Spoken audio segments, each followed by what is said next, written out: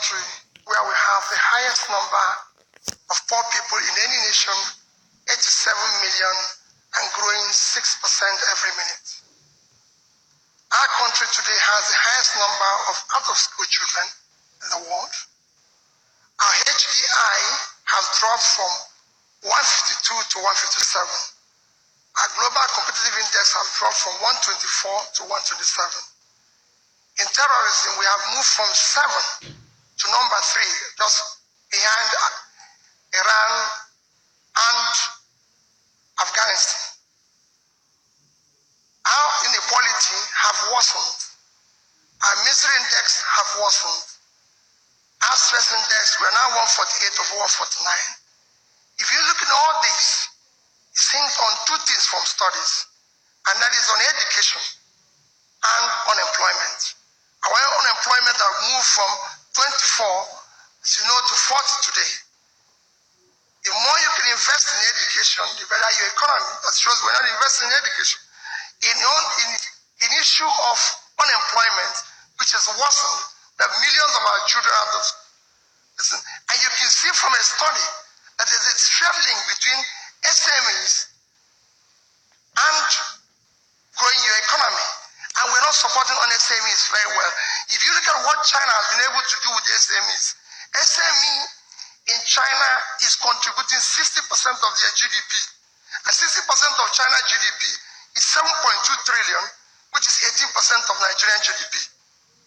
They are contributing 60% of the employment. On urban employment, they are contributing 80%. 80% of urban unemployment in China is 480. 80% of that is 380, which is twice Nigerian economy.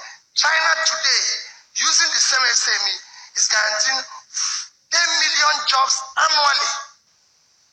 This year alone, half of this year, China produced 7.2 million jobs, which is over 40% of their target.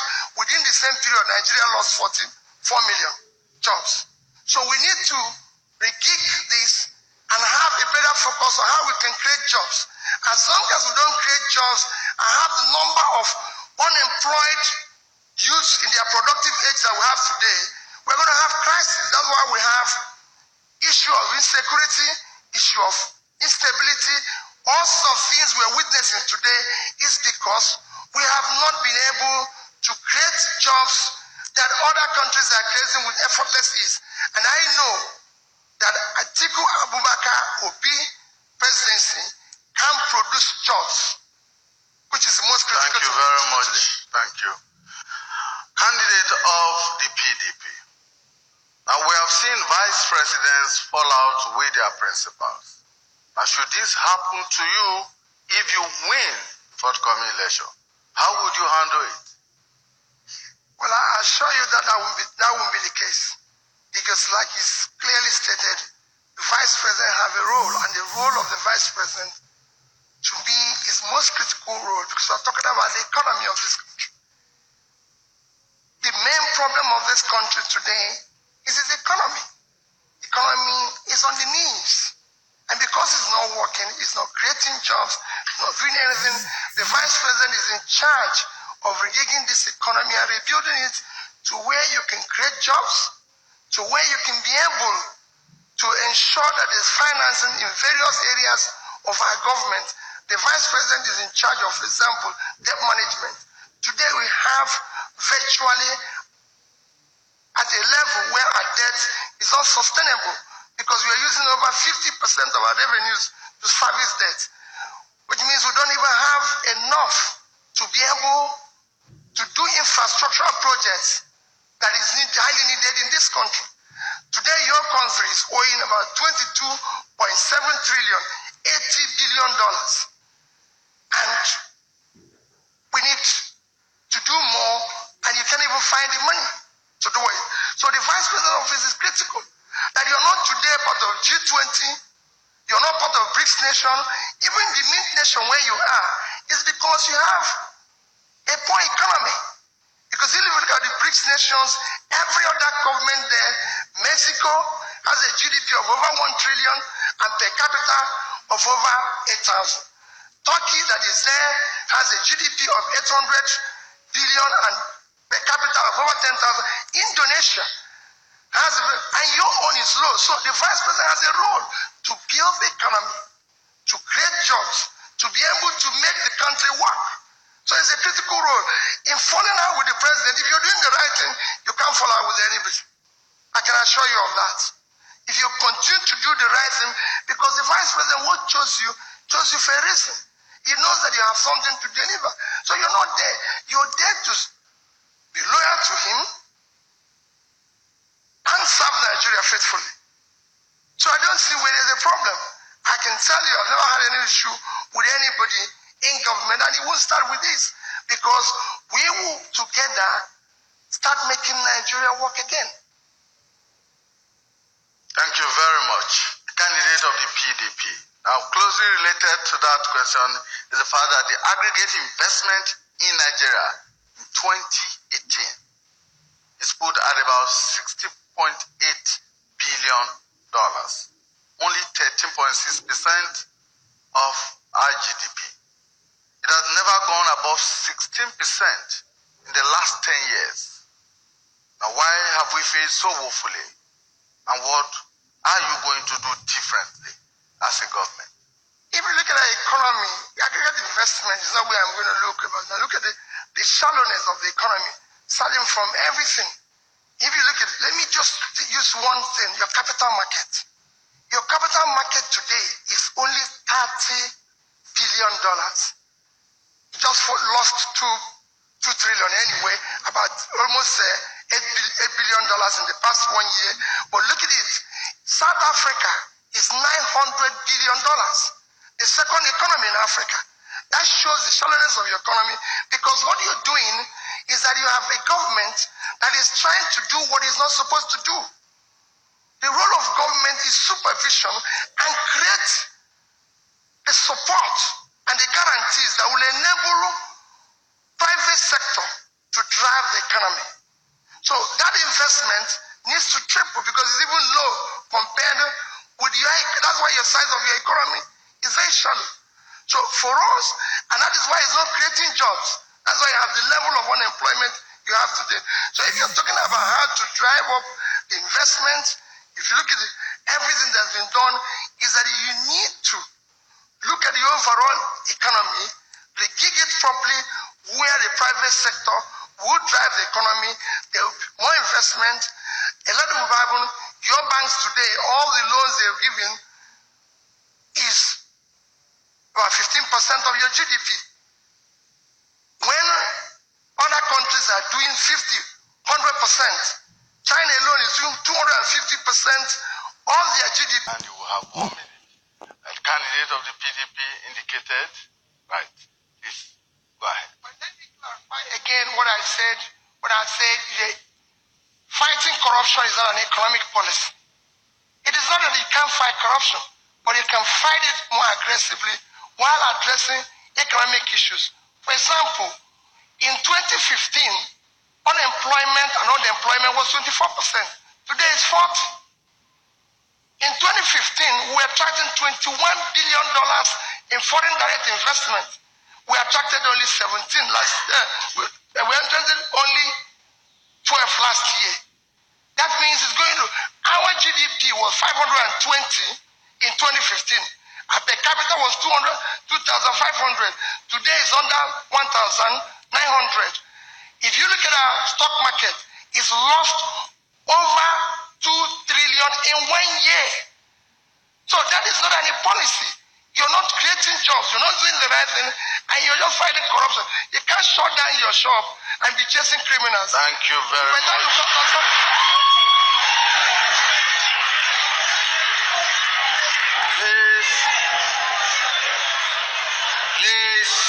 Please, there are rules and guidelines to this debate. You are not allowed to chair in the audience. You are not allowed to chair, and you are not allowed to jeer at anyone. Please, let's stick by the rules. Otherwise, we may be forced to remove you from the hall. Please, let's be matured. Thank you. candidate of the PDP. Well, what we are subsidizing today is inefficiency. If you get it right, the price will still come down. There's no way a country can have a budget of 340 billion naira for health, which translates to 5 naira a day for its citizens, and then pay 1 trillion for subsidy. There's no way you can have an education budget, which is the most critical component of your development, at 400 and something billion, and you're paying subsidy of 1 trillion. It is a waste. You need to reverse it, because you're not paying, they're not dealing with the engine that will drive your economy tomorrow. Everybody knows that even petroleum itself is a baggage economy. At the time people are developing a new economy, and then you're not paying attention to that. What are you actually subsidizing? Look at it. Nigeria has one of the low car ownership in the world. It's 10 per thousand. So we have only 2 million vehicles, and you're paying almost 1 trillion when you have 87 million people that are poor. You can't do that. It's totally, you need to reverse it. And I can tell you, if you do the right things, the price will come down, because you're just paying for the delay in importation, the number of time cargoes stay in the port, and everything. We can't continue to pay for inefficiency in this country. I can tell that you can remove it, do the right things, the price of petroleum will come down. Thank you very much. The candidate of the PDP. Now, the Nigerian economy as of today is still heavily dependent on the oil sector for its foreign exchange earnings and for other revenue. Now, what is or what will be your strategy for economic diversification? Because we have talked, government after government have talked about diversification of the economy. But each time we have seen not real effort at diversification. What will be your government's strategy? You just said it, there's no real effort in doing that. You have to look at the components of your contribution of various sectors to your GDP. And if you look at it, one component needs to be tackled: manufacturing. No country that is doing well, if you look at the GDP of China, 40% is from manufacturing. Indonesia, 40%. Malaysia, 40%. Even in the Western world, yours is under 8, and your factories are closing down. So you need to reverse that and you need to support your SMEs properly, not just saying I will support them, but to do it more efficiently. You can look at your loan portfolios. Today, the total loans by the banks is 19 trillion, and only 0.5%, about 5%, 0.5% of that goes to your SMEs. When in other countries, it's about 20%. So there's no way, if you can support the SMEs properly and be able to work on your manufacturing, which then leads that you must do something with your power. Because what you're generating today is too low. Look at your competitors. The lowest that you can see in the mint countries is Indonesia, that's generating 50,000 for 250 million people, and you're generating about 4,000 for 200 million. Thank you very much. Well, let me start from here this time, and let me start with the candidate of the PDP. The African Continental Free Trade Area Agreement. Nigeria was instrumental in putting that in place, but Nigeria is yet to sign. Would you say that Nigeria should sign and belong to the Continental Economic Bloc? What advantages do you think Nigeria stands to reap from that? So Nigeria needs to look at that agreement properly. Because actually, if you had built your economy as strong as it should be, we will benefit more. We are the biggest market.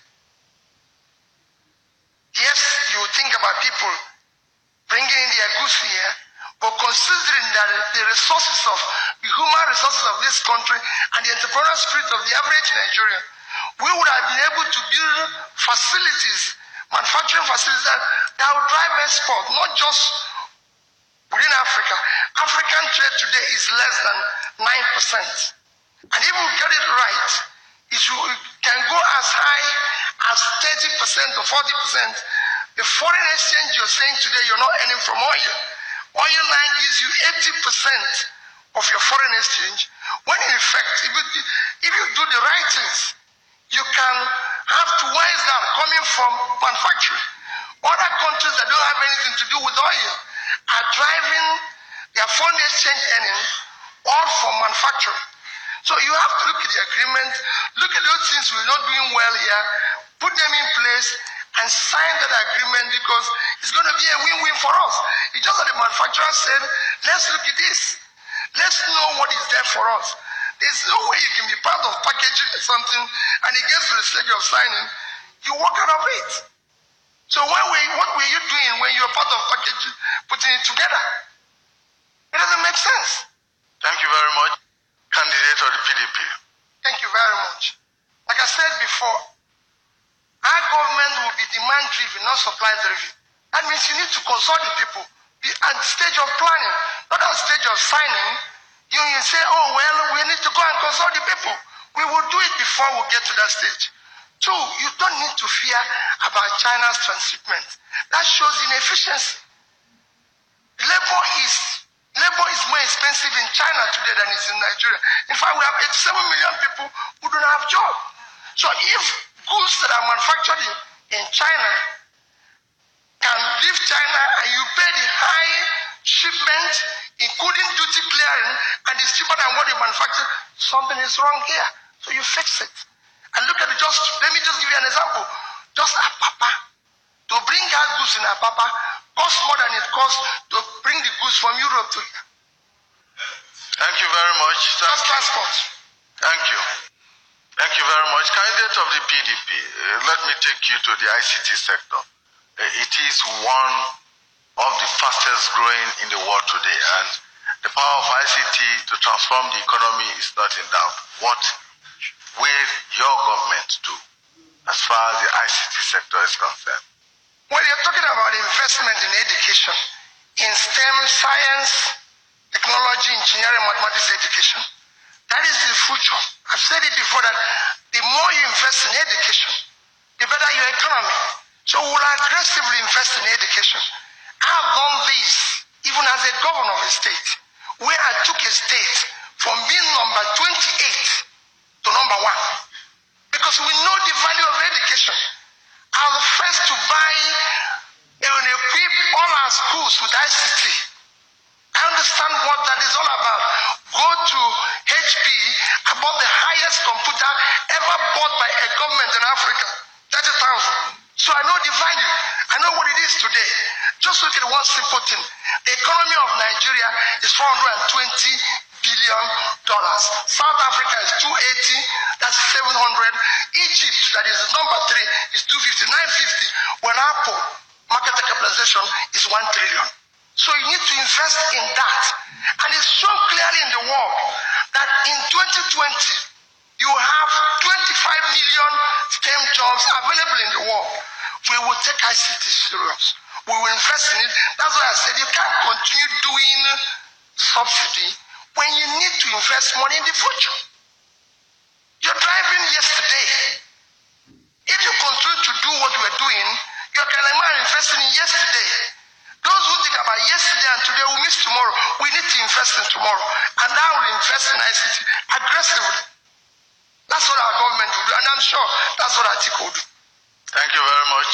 Thank you. Any reporters on any of the issues? Thank you very much, candidate of the PDP.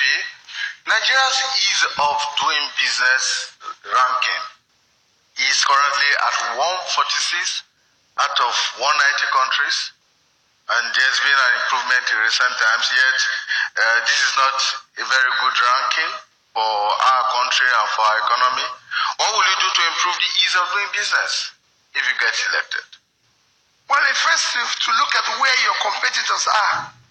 If I belong to the BRICS nations, where are they? If I belong to the MIN nations, where are they? If you look at all the rankings, they are just below 100 and you're 146. So it's not good for you to compete. And what are you going to do that? I keep saying that government needs to move out of business and do the right things. There's so many things you can do. Let me take issue of port, for example. Nigerian Ports Authority, for years, looked at the expansion that is coming and everything and decided not to invest. Instead, we're using money wrongly.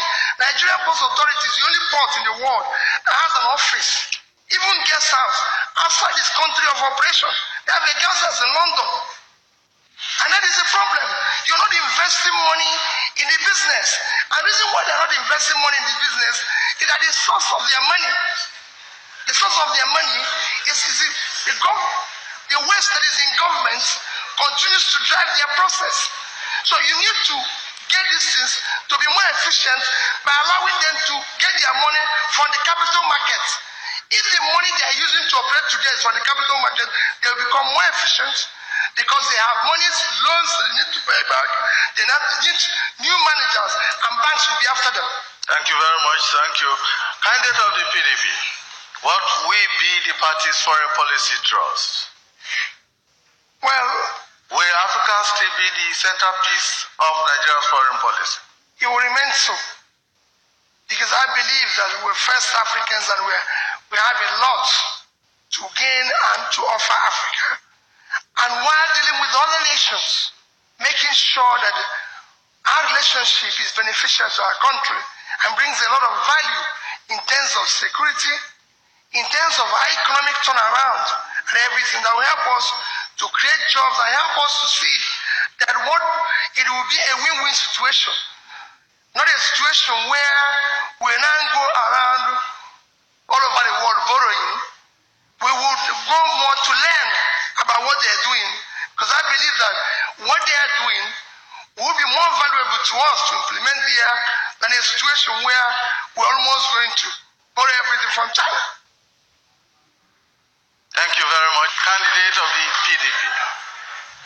Let me start first by thanking Nigerians, and secondly, thanking my dear wife for his support, especially in this particular journey. And also to remind Nigerians that Atiku presidency is about making Nigeria work again, because Nigeria is not working today. We're in a situation where 4 years ago, on March 2015, our president said to us, if I fail to deliver, choose your leader. The question is, have they delivered? Today we have a situation where our president told our children are drowning in the sea on their own. Those children are not on their own. We will care for them. We will look for them. We will ensure that organizer who needs power. Thank you very much. Thank you. Candidate of the white,